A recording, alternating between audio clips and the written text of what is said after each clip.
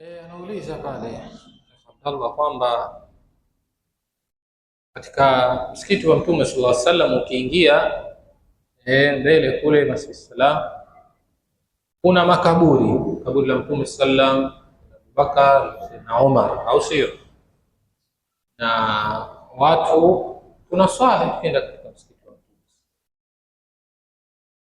na hilo amelikoti katika ile darsa zetu tulikuwa tusoma kuhusiana na ziara katika msikiti wa Mtume sallam, ziara katika mji wake Mtume sallam, mji wa Madina.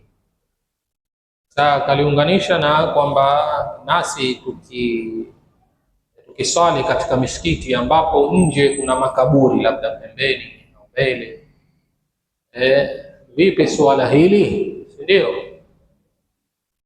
Tukija katika msikiti wa Mtume sallam, kama tulivyoelezana, na kwamba asili ya msikiti haukuwa na makaburi, kwa maana msikiti ulikuwa ni nyuma ya hayo makaburi, sawa. Na Mtume sallam amezikwa nyumbani kwake, na pia Sayyidina Abubakar akaomba na yeye azikwe pembeni yake Mtume sallallahu alayhi wasallam, kwa kuwa ni chumba cha mtoto wake Bibi Aisha, sawa, na yeye ni mkwewe. Sayyidina Umar vile vile na yeye akaomba azikwe pale pale pembeni ya Mtume sallallahu. Kwa hiyo ikawa makaburi matatu ndani ya chumba kimoja cha Bibi Aisha.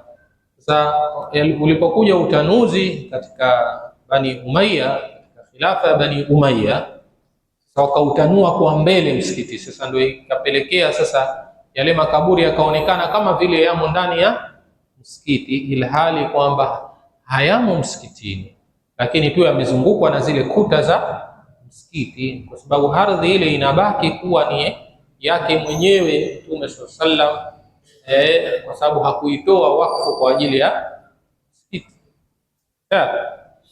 Lakini pia kule ndani kumejengwa hivi kuta ambazo zinazuia hata wale wanaoswali kwamba wasielekee yale makaburi moja kwa moja. Kumejengwa kuta za kwa mfumo wa pembe tatu hivi, kwa maana wewe kama unaelekea kibla utakuwa unaelekea ile pembe ile ambayo inakutawanya hivi, alafu mbele huko kuna sawa. Yote hizo ni jitihada za maulama katika kwamba watu wasiswali kwa kuelekea makaburi. Sasa hiyo ndio ile inamaanisha kwamba haifai sisi kuzikana ndani ya misikiti au kujenga misikiti katika maeneo ya makaburi. Hukumu iko pale pale kwamba la tusallu ila alquburi, msiswali mkiwa mmeelekea makaburi. Tumeelewana vizuri? Lakini ikitokezea kwamba msikiti upo na makaburi yapo, sawa. Sasa wanasema wanazuoni, ili kuepusha tusiingie katika makatazo, basi kuwe na kitenganishi kati ya msikiti na makaburi. Kwa mfano kama yale makaburi kujengewa uzio, sawa, makaburi yale kutenganishwa kwa kujengewa uzio maalum ambao unaotenganisha kati ya makaburi na misikiti. Hapo itakuwa ile tumeondosha ile sawa.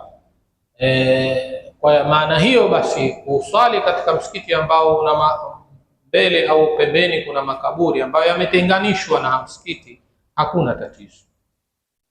Lakini sasa ikiwa makaburi hayo ima yamo msikitini, ikiwa yamo msikitini moja kwa moja, hapo bila shaka ni eneo la makaburi, haitofaa kuswali swala zetu za kawaida, tuswalia swala za maiti.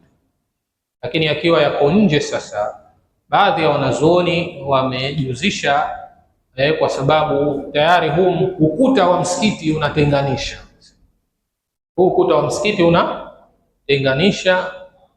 kutokana na hali hiyo. Ingawa wamesema kwamba ikiwa utapata msikiti mwingine ambao hauna kabisa hayo makaburi, basi ni vizuri zaidi.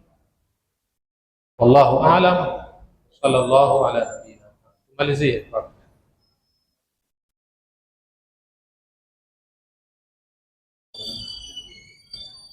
ndo kama tulivyosema, hukumu ndo ile ile. Msikiti ukiwa umezungukwa na makaburi, basi huo tuswalie swala ya maiti. zaidi. Sawa. Lakini baadhi ya wanazuoni walosema kwamba madam kuna ukuta, yaani haliko eneo la wazi, ukuta ule wa msikiti, basi pia unatenganisha kati ya msikiti na makaburi, kama tulivyosema, ingawa uswali msikiti mwingine ambao hauna makaburi ni vizuri zaidi. Alhamdulillah rabbil alamin, wassalatu wassalamu ala rasulillah Muhammad sallallahu alaihi wasallam. Rabbana taqabbal minna innaka antas samiul alim wa tub alaina innaka antat tawwabur rahim. Allahumma waffiqna lima tuhibbu wa tarda wa khudh bi aydina lil birri wat taqwa. Allahumma inna nas'aluka min al-khayri kullihi ajilihi wa ajilihi ma 'alimna minhu wa ma lam na'lam, wa na'udhu bika min ash-sharri kullihi ajilihi wa ajilihi ma 'alimna minhu wa ma lam na'lam. Rabbana atina fid dunya hasanah wa fil akhirati hasanah wa qina 'adhaban nar, waghfir lana wa liwalidina wa li jami'il muslimina wal muslimat wal mu'minina wal mu'minat al ahya'i minhum wal amwat bi rahmatika ya arhamar rahimin. سبحانك اللهم وبحمدك نشهد أن لا إله إلا أنت نستغفرك ونتوب